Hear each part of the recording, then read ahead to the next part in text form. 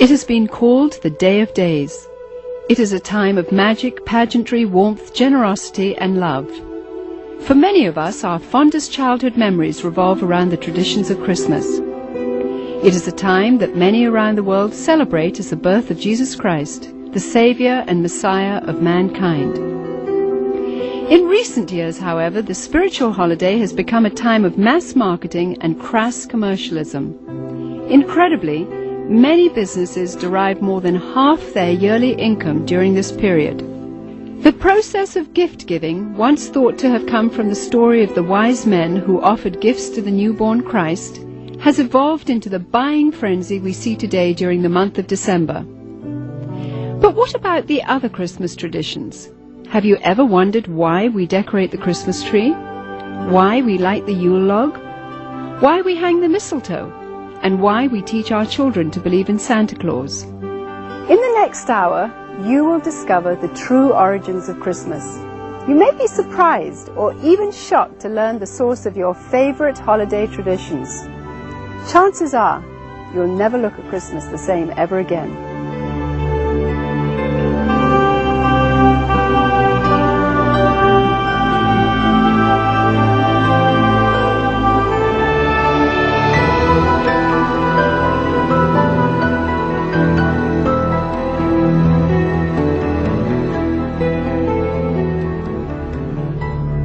In the Northern Hemisphere during late December, the days are at their shortest lengths and the nights are at their longest. For those of the pagan world, this has always been the greatest time of the year to celebrate and practice the works of darkness. The pagan calendar identifies this period as the winter solstice. It was during the pre-Christian midwinter pagan celebrations of Scandinavia's Norsemen where today's Christmas traditions began. As a means of honoring the pagan sex and fertility god Yule, a 12-day celebration during the month of December was inaugurated. A large single log considered to be a phallic idol was lit on fire and kept burning for 12 days. Animal or human sacrifices were offered in the fire on each of those days. Wild, delirious reveling accompanied the daily sacrifices as drunken participants defiantly strove to make contact with spirits. 1,000 miles away in pre-Christian Rome, celebrants were paying homage to their own gods during the winter solstice. Witchcraft traditions hold that a number of pagan gods were given birth during this period, including Dionysus, Attis, and Baal, chief male god of fertility and licentiousness. Another pagan god from Persia, identified as Mithra, was said to have been born specifically on December 25th. Mithra was the god of the unconquerable sun, the god of the light between heaven and earth, worshipped at that time by an influential Roman cult. His birth symbolized an end to the long nights and a return to the dominance of the sun. During the month-long winter solstice celebration, courts in Rome were closed. Any and all crimes were allowed. Homosexuality, cross-dressing, and uncontrolled debauchery reigned supreme. Rome's order was turned upside down. Even children were allowed to join in the drunken orgies as part of the Juvenalia celebration. By 270 AD, the Roman Emperor Aurelian had made it official, setting aside a 7-day period from December the 17th through the 24th, culminating in an exchange of gifts on December the 25th to celebrate the birth of the sun god. This Roman orgy to end all orgies later became known as Saturnalia, in honor of the god Saturn, the god of excess. Roman soldiers invading Britain brought with them their pagan orgiastic traditions. Upon taking root in England, Saturnalia became known as the Festival of Fools, reigned over by the Lord of Misrule. By the 4th century, the influential government-sanctioned Church of Rome, unable to outlaw the growing number of pagan practices, chose instead to adopt them into their so-called official Christianity. The Church believed this would attract more pagans to their fold. Up until this time, the birthday of Jesus Christ, the Jewish Messiah, had not been celebrated at all. Ignoring scriptures, however, indicating that the birth probably did not occur during the winter, the church nevertheless confused biblical history and made Jesus' birthday coincide with the pagan god Mithra. The birth date of the sun god had now become the birth date of the Son of God. It was hoped that the pagan celebrations of Saturnalia would merge into this new legally sanctioned form of Christianity. The Church's practice of changing the dates of Christian events to coincide with pagan festivals continued, and by the 7th century Pope Gregory I had ordered Augustine of Canterbury to incorporate any and all pagan practices and customs into the expanding Roman Catholic Church. During the Middle Ages, the debased Mardi Gras atmosphere of what was now known as Christ's Mass had reached a fevered pitch. Common practices included open sex in the streets, rioting, murder, and a number of pagan druidic Halloween rituals. This blood-drenched celebration got so out of hand that by 1652, following the execution of King Charles I, Christ's Mass was finally outlawed in England. A religious reform movement began sweeping the country, led by Puritan Oliver Cromwell. The Puritans took the biblical mandate seriously, which commanded that Christianity remain pure and separate from paganism. Despite their noble efforts, the celebration simply went underground, and by 1656, after only 4 short years under the ban, the public's demand for the legalization of Christ's Mass had become insurmountable. The appointment of Charles II to the throne restored England's monarchy, and with it the celebration of Christ's Mass. The Puritans had lost England, but they held high hopes for the New World. When the first settlers came from England, they were, for the most part, Puritans. They came here for religious freedom. They came here to be free to worship God without a hierarchy and without the corruption of the organized church that they had known before. And when they came with the clear knowledge of the danger of these pagan practices that had become so dear to the hearts of their ancestors. Following England's lead in 1659, the colonies of America had likewise outlawed Christmas. For 200 years, the clergy in New England battled to keep the riotous celebrations honoring the pagan god Saturn from infiltrating the New World. The Reverend Cotton Mather had warned in a Christmas Day sermon in 1712, "Can you in your conscience think that your Holy Saviour is honoured by hard drinking, lewd revelling, and by a mass fit for none but Bacchus or Saturn?" But the public's taste for sin and revelry persisted. In 1828, gang rioting during the Saturnalia-like Christmas celebrations got so bad that cities such as New York were forced to institute a professional police force for the first time in order to control the savagery. Christmas was not only not widely celebrated, in many cases, many places Christmas celebrations were actually outlawed. And this was because of the attitude of many of the churches who regarded it as primarily as a pagan celebration and as a reproach to the Lord. By the mid-19th century, American churches were the last remaining holdout in the war against the validation of Christmas. However, they too finally succumbed as a result of the efforts of the American Sunday School Society, who began advocating Christmas programs for children as a method of filling the pews. The Society argued that children could be taught about the birth of Christ through the reenactment of the Nativity. They also offered candy and treats to the children as a means of enticing families into accepting the holiday, despite its notorious history and blatantly pagan roots. The successful technique of bribing children with candy would later be used on an unsuspecting American populace in the effort to promote the acceptance of the pagan rituals of Halloween. However, it was the work of England's most popular writer, Charles Dickens, whose ghostly 1843 book, A Christmas Carol, cemented the Christmas holiday in the hearts of Americans forever. Dickens' well-loved story made the pagan Christmas feasts, shining trees, glittering shops, and family warmth irresistible to those wanting to experience the holiday. Coming to America in 1867 to promote his work, Charles Dickens packed theaters as he read his story to cheering audiences around the country. A Christmas Carol gripped America and destroyed any final attempt to stop the evolution of Christmas. By 1875, the Puritans had been beaten, and by 1890, all American states had voted to make Christmas a legal holiday.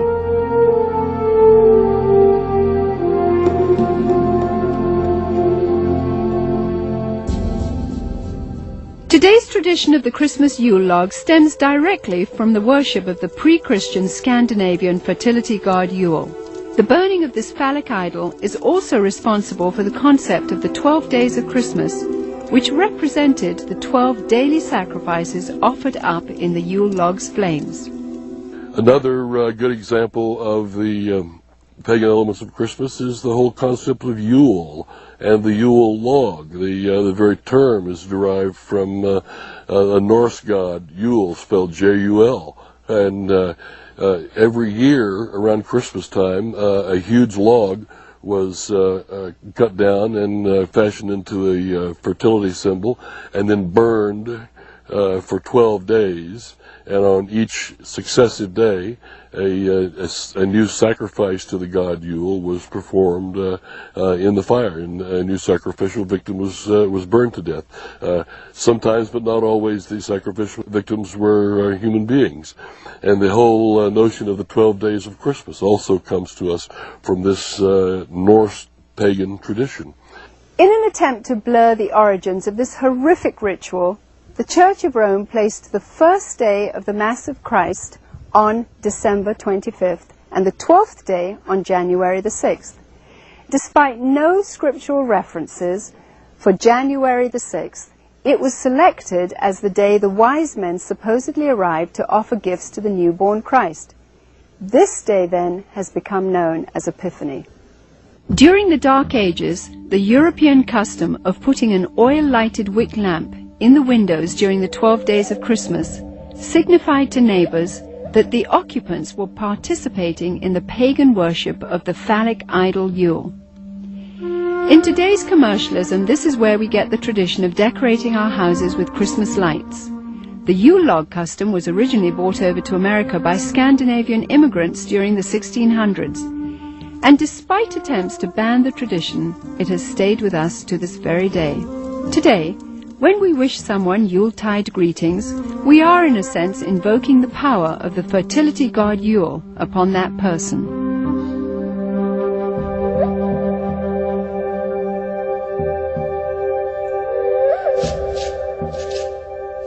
During the Saturnalia celebrations, holly and other greens were hung over doorways as part of a pagan ritual to ward off evil. To deck the halls with boughs of holly was to acknowledge the powers of the nature gods. According to Wiccan rituals, placing holly or other greens in the shape of a circle or wreath accentuated its magical power.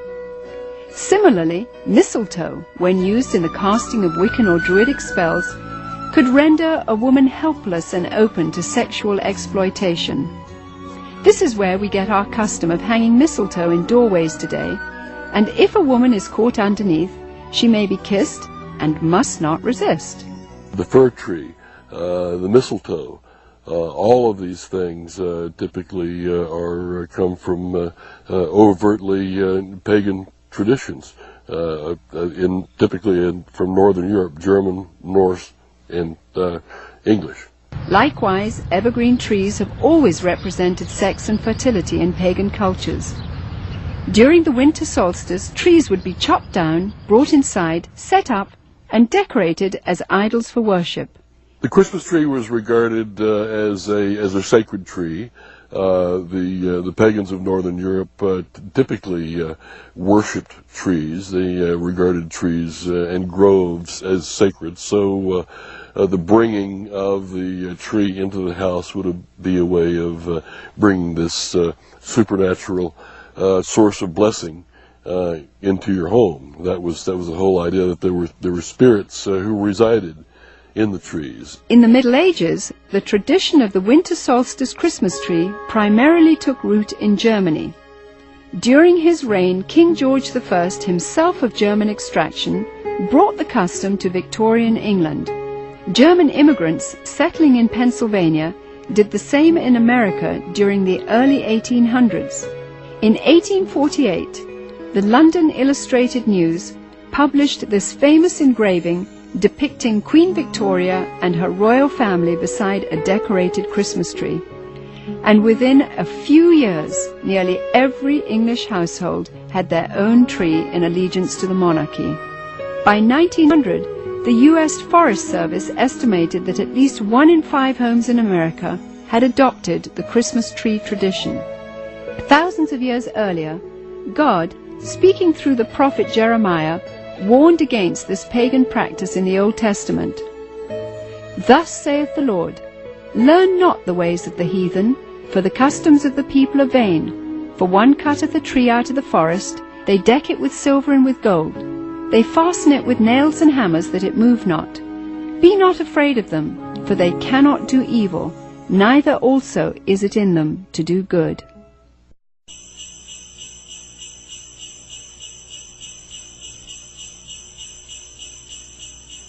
Santa Claus is another good example of a pagan element of Christmas. Santa Claus, as we know him today, is an amalgamation of several different traditions, but in most cultures throughout the world, you will find the existence of what is known as hearth gods. Gods who guard the hearth and the chimney and keep the fires burning and make sure the food cooks properly and the people are warm and what have you. And at a certain time of year, at the middle of winter, typically, the hearth god dressed in red will come down the chimney to reward those who have pleased him during the course of the previous year, and to lay curses or hexes or other forms of punishment upon people who have displeased him. The concept of Santa Claus has had a long and winding history, with a number of diverse cultures contributing to the composite character we have today. Beginning once again in Scandinavia, Santa's original incarnation was in the form of Odin, the pagan god of thunder, a tall fellow with a long flowing beard who inhabited the spirit-infested Nordic forests. Odin would travel the sky during the winter solstice, deciding who would die and who would prosper. Most believers were frightened of this particular time of year. In England, Odin eventually evolved into Father Christmas, who, crowned with sprigs of holly, travelled the countryside getting roaring drunk as part of the Festival of Fools celebration. Frequently he would be accompanied by a horned goat, ironically the biblical symbol of those who reject the salvation of Jesus Christ. According to the traditions of the Church of Rome, there was a Turkish bishop named Nicholas who hailed from Myra in Asia Minor during the 4th century. He was known as the patron saint of seafaring men. Over the centuries, as the legend began to unfold, it was rumored that St. Nicholas had actually captured the devil himself, put him in chains, and made him his personal servant. Recognized in various cultures as Krampus, Beelzebub, or Zwart Piet, Black Peter, this assistant of St. Nicholas is best known by his German name, Knecht Ruprecht. Described as a hideous horned creature, the servant Ruprecht was a dark and sinister figure who stood in stark contrast to the saintly Nicholas. Somehow Father Christmas's companion, the horned goat, had metamorphosized into the foreboding horned devil called Ruprecht. As St. Nicholas traveled from house to house, inquiring about the behavior of children, Ruprecht would drop candy and gifts down the chimney into the good children's shoes which had been placed there. It was from this story that we get our tradition of hanging stockings on the mantle at Christmas time. If able to recite a verse or demonstrate a skill for St. Nicholas, the child would receive a gift. If unable to remember a verse, or if the child had been bad, he or she would receive a switch or a whip. Ruprecht also carried a large sack which he would frequently use to haul away the really bad boys and girls. As more and more Christian churches began combining the pagan rituals of the winter solstice with the celebration of the birth of Christ, emphasis on St. Nicholas's role began to shift. Some cultures began to downplay the role of St. Nicholas, but surprisingly retained Ruprecht. Eventually, Knecht Ruprecht was made the companion and servant to the Christ child himself. In this scenario, the devil is actually given the title Weihnachtsmann, or Santa Claus. 19th century writer Theodor Storm, in his story about Knecht Ruprecht, even goes so far as to describe the switches given to the children by Ruprecht as tools to be used in sadomasochistic rituals. Soon, the image of Ruprecht would fade from the Christmas tradition, but not his sadistic influence. Many of the early depictions of Santa Claus portrayed him not as a jolly gift giver, but of an unfriendly disciplinarian complete with a ready switch or whip. One of the problems with the Christmas gift thing for children is that it really is a religious teaching, a wrong religious teaching, because it teaches them that if they're nice, they get the gifts. If they're naughty, they don't. Or in my case, I was taught that he would leave us a bundle of switches. Isn't that interesting? It's a salvation by my own personal virtue. But there's a second thing wrong with it, and that is that they're going to get those gifts whether they're naughty or nice, because most parents love their children and wouldn't dream of, quote, ruining their Christmas. And they're not going to ruin Christmas. They're going to give those children the gifts anyway. And sooner or later, those thinking children are going to realize, I wasn't very nice, but I got the gift anyway. So it isn't important to be nice. It isn't important to do what is right and avoid what is wrong. German immigrants coming to America during the 1620s tried to influence the New World with the stories of St. Nicholas and his gift-giving companion, Knecht Ruprecht. But somehow the idea just didn't take hold until almost 200 years later. In 1819, America's best-selling author, Washington Irving, used his influence to promote St. Nicholas in a popular Christmas story titled Bracebridge Hall. Consulting Irving's writings, Episcopalian minister Clement Clark Moore penned a decidedly secular tale called A Visit from St. Nicholas in 1822. Later retitled The Night Before Christmas, Moore's poem was based on the tales of German and Dutch immigrants who had come to America. Intended originally only for his own children, Moore's story was published in the Troy Sentinel in New York and became an overnight sensation. Gone were the bishop's remnant of St. Nicholas. He was now a jolly old elf imbued with supernatural powers. Moore had also replaced Nicholas's companion, the horned Knecht Ruprecht, with 8 horned magical reindeer.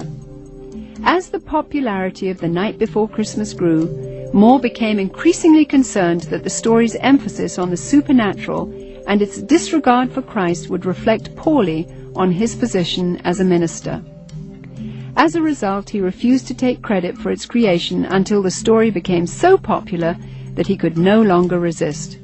40 years later, illustrator Thomas Nast, political cartoonist for Harper's Weekly, seared the image of Santa Claus into the minds of the world by creating a drawing which combined Moore's jolly old elf with images of St. Nicholas taken from his own native Bavaria.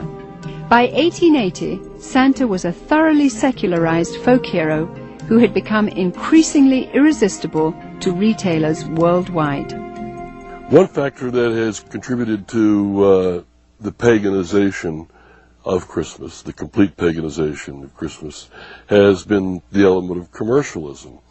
It may seem odd to think of it in that context, but remember that Christ himself identified the love of money as a spiritual force in and of itself. And where it comes into play, it has a kind of naturally hostile effect on the gospel and the Christian faith. So the commercialization of Christmas has helped to highlight the pagan elements and to drive the overtly Christian elements further underground. To me, the most obscene thing about Christmas celebrations and customs as we know them is that as a result of these things, Jesus is displaced in the hearts of children by Santa Claus. The love, affection, appreciation, trust, the desire to emulate, these things that they should have in their hearts and minds as growing children for Jesus himself, to whom they owe everything. Instead, this has been stolen, this has been raped out of their hearts in a sense and displaced by the myth of Santa Claus. He takes the place of God or of Jesus Christ in the special world that is Christmas. He has supernatural knowledge of your history. He has supernatural knowledge of your present, of your attitudes. He's keeping a list. He knows who's naughty and nice. Your parents don't even know that. He's obviously got some conduit to knowledge that is beyond the human, and he flies through the air, capable of visiting every place on the globe in the course of a single night. In many, many ways, Santa exhibits supernatural qualities that provide a kind of a surrogate deity or a substitute for God or for Christ. Myths, by definition, evolve and change, and things are added. We used to have a Santa Claus figure that was confused with St. Nicholas and confused with other pagan figures, and then somehow he evolved through the drawings of Thomas Nast and others into what we see today, but he had a sleigh with 8 supernatural reindeer that can fly. And so the Christmas traditions that are pagan continue to change. But the truth of Jesus, the truth of the Incarnation, the truth that the Word was made flesh and dwelt among us, never changes, never will.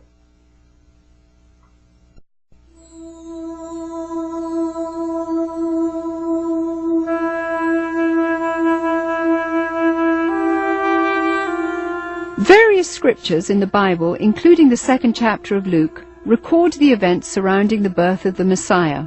A decree from Caesar Augustus had gone out, requiring all people to return to the city of their origin for taxation purposes. Mary, who was pregnant with a child conceived by the Holy Spirit, made the difficult journey to Bethlehem along with her husband Joseph. Both Joseph and Mary were of the lineage of King David. Upon arrival, they found all the inns to be full, but were provided with a stable where Mary could have her baby.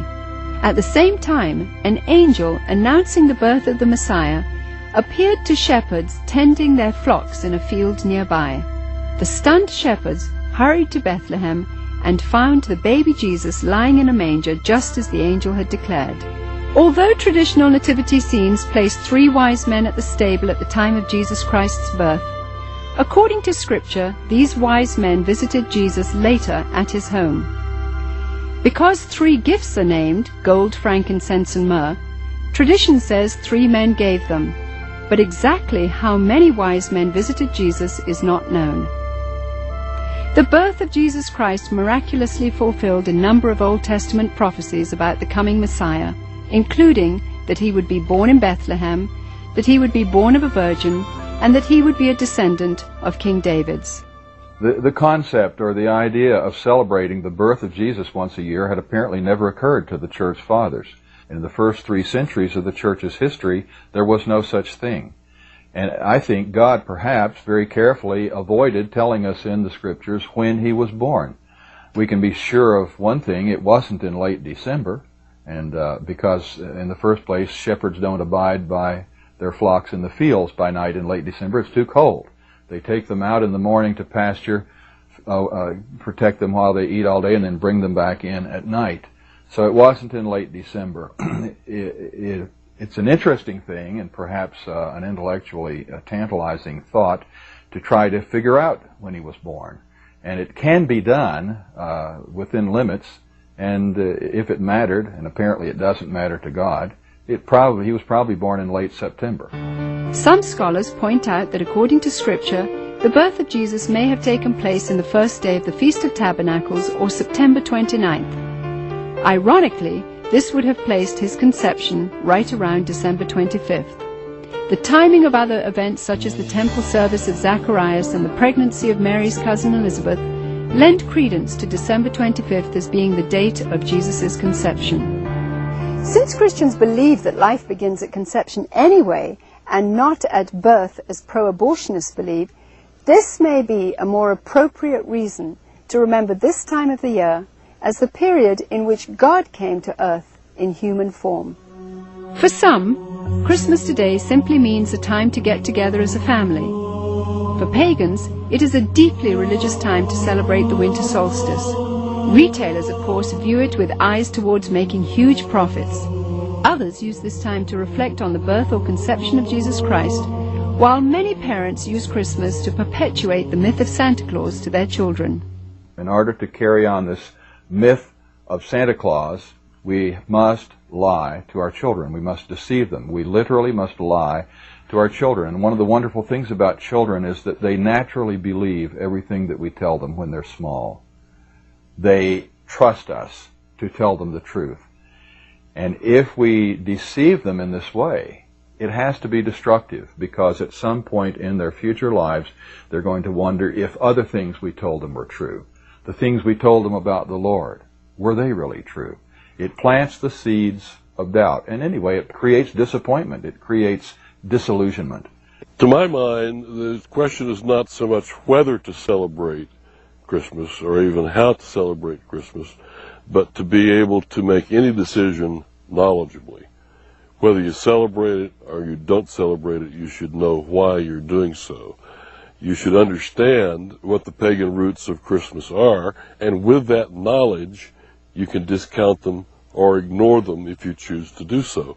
It is not the purpose of this film to tell you which Christmas rituals should and should not be practiced by you and your family. This is between you and the Lord. What Christians should be most concerned about, however, are the growing pagan influences infiltrating every area of our rapidly degenerating society. Recently, we took our cameras to the Nevada desert, where we witnessed 35,000 pagans from around the country participating in a week-long celebration of sex, drugs, and hedonism. Here, everything was permissible and encouraged, except for the adoration of Jesus Christ. In nearly every ritual performed, Christianity was mercilessly mocked and despised. Each year, the numbers of participants continues to grow. Its attraction is expanding worldwide as it recruits through the internet. It is sobering to witness what could be the wave of the future unfolding before our eyes. It is not only permitted in the public schools, in the government schools, to celebrate holidays. It is encouraged and in some instances required. But with this condition, they must be pagan. They must not be Christian. And Christmas time, they are certainly encouraged to put on Christmas programs and Christmas plays. But all references to Jesus, all references to the gospel, all references to the incarnation, all references to God must be omitted. They sing about Santa Claus, they sing about Rudolph the Red-Nosed Reindeer, and God only knows what else they sing about that isn't scriptural. Since the pagan elements in Christmas are so strong, and they provide virtually the entirety of the structure and the content of the holiday, there is no Christian element in the holiday. Therefore, it becomes the ideal, politically correct, culturally diverse, multicultural holiday for everyone. In the 17th chapter of John, Jesus taught that it was appropriate for his followers to be in the world, but not of the world, meaning that we should be involved in our world so as to have a positive influence, but not become corrupted by it.